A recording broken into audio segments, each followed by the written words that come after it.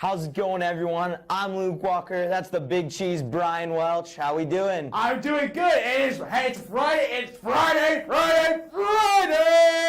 Let's go, and we're back for another episode here of our little sports talk show, and let's just dive right in. We got a lot to cover, so starting off with some of our local CHS sports. Brian, what they been up to this past week? Actually, this week, the baseball team had a doubleheader. They had to do the rubber match up in Tranquility. They both won. I talked with the baseball players yesterday.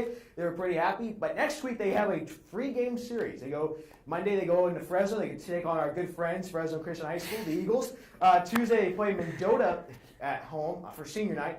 And Friday, to finish out the regular season, they will be playing against Fireball in Josh Allen land. So that's going to be really cool. Softball's playing today. They're going to be traveling to the pistachio capital of the world, Avenel High School. So hopefully, wish some good luck, ladies and gentlemen, because it's going to be a good game. It's going to be a good game today. And sticking with baseball and softball, I know we got a lot of San Francisco Giants fans. Yesterday, they had a great game against the Cincinnati Reds, scoring a season-high 19 runs in a 19-4 victory. The LA Dodgers also picked up a win as well against the Arizona Diamondbacks. Things are starting to heat up there in Major League Baseball and NBA, the playoffs. That's right. The playoffs. We just had some play-in games. The Eastern Conference playoffs are set. Number 1, Sixers taking on the number 8 Wizards. And then number 2, the Brooklyn Nets are going to be taking on the number 7 Boston Celtics. So those were the matches decided by the play-in games.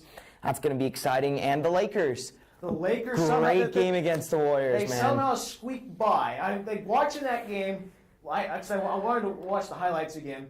And watching it, Golden State kind of controlled that game. They had the Lakers.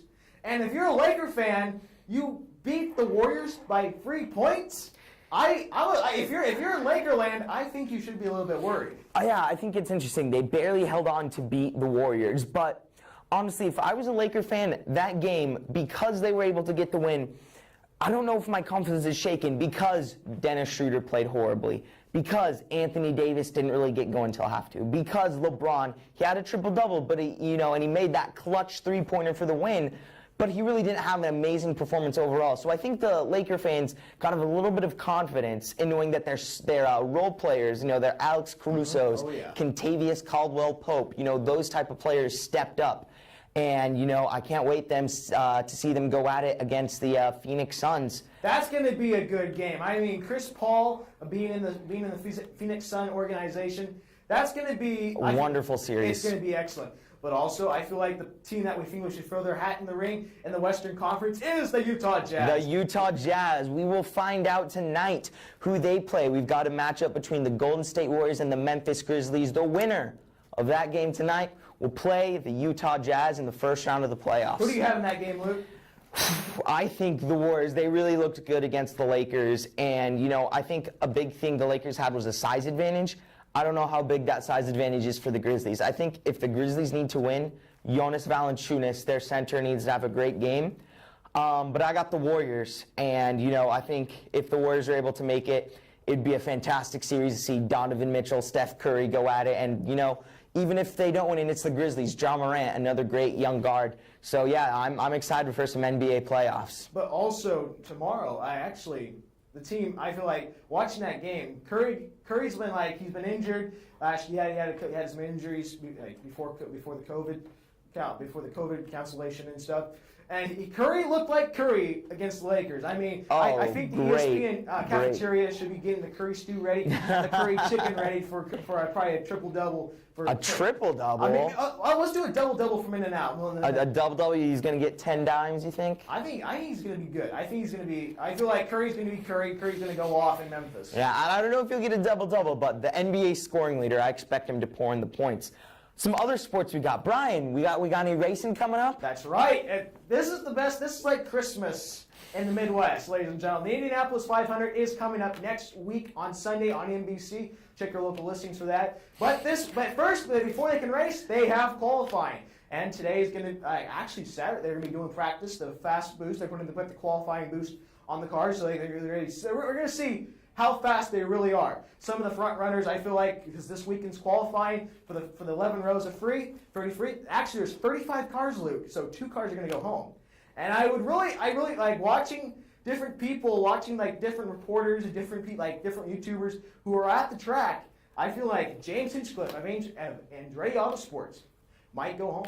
I really James Hinchcliffe and Bump Day are like peanut butter and jelly. He's always struggled. Like when he was at Arrow McLaren SP or Smith Peterson Motorsports in 2018, 2019, he struggled. So I love Hinch. I have his hat. I have his merchandise. But the front row, ladies and gentlemen, I would say the front runners of Scott Dixon, the Kiwi from New Zealand. I feel like he's going to be good. Takuma Sato, the Cup of Noodles man. Cup of Noodles is on the car, ladies and gentlemen, on the car. Great. And I would say the Santino Ferrucci, ladies and gentlemen, with the Mountain Dew watermelon car, but it's sponsored by Hy-Vee. I feel like that's the front three. But you cannot count out the Indiana boys, Ed Carpenter and Connor Daly. Yeah. Connor Daly looks really good. He's in the Air Force car today. This for the Indy 500. Actually, cool story. He's actually because he has the Air Force sponsorship. It's the 47 car because they were incorporated in 1947. He's honoring the Tuskegee Airmen.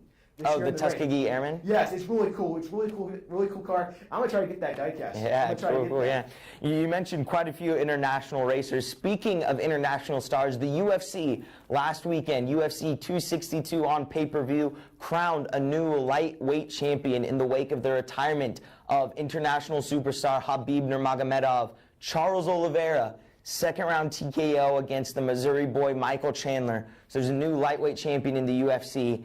And, I said it last week, the UFC is blowing up. You've got talks about crossing over with boxing and, Conor McGregor's fighting again this summer. And, it's a great time to be an MMA fan. Speaking of other combat sports, in the world of boxing, there was the Tyson Fury-Anthony Joshua matchup supposed to unify the heavyweight belts. That is now off. Deontay Wilder, who was knocked out by Tyson Fury last time they fought, he challenged the result. He said that Tyson Fury had his wrists, down low in the gloves, and he claimed he cheated. And so they're going to run that bout back, which, a lot of boxing fans aren't happy with, but we'll see how that goes. Any other upcoming sports this weekend to be on the lookout for? Before we do that, whoever's watching this right now, please tag Dana White and the UFC. Luke Walker wants to meet him so badly. Seriously, he wants an autographed picture of him so he can put up in his dorm room at the University of Chicago. Please. Also tag the Indianapolis Motor Speedway as well, as Roger Penske and Team Penske, Chip Ganassi Racing, Arrow McLaren SP, all the teams. Tag them in there. We want them to watch our show.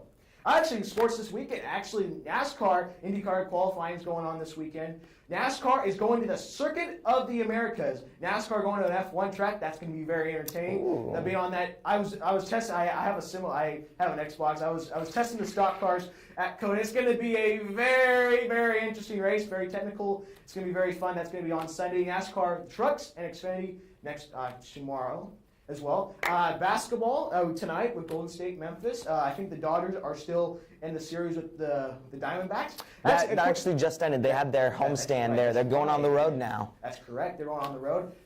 Also, quick question: who is the AAA affiliate for the Diamondbacks? Let's see. For the Diamondbacks, is that Fresno Grizzlies? Actually, it's the Reno Aces. Reno Aces. Actually, it's the LA Connection. The low A squad for the Diamondbacks is the Visalia Rock. Oh, interesting.